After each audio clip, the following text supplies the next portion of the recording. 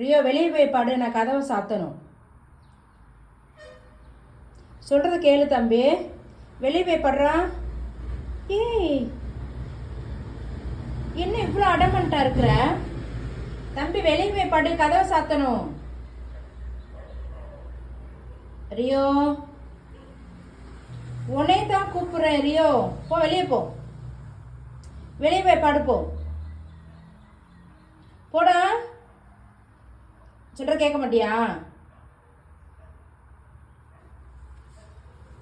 ஏய், உனே தான் சொல்ற, வெளியே போய் படுறா. இவ்வளோ உனக்கு அடமெண்ட் ஆகாது தம்பி.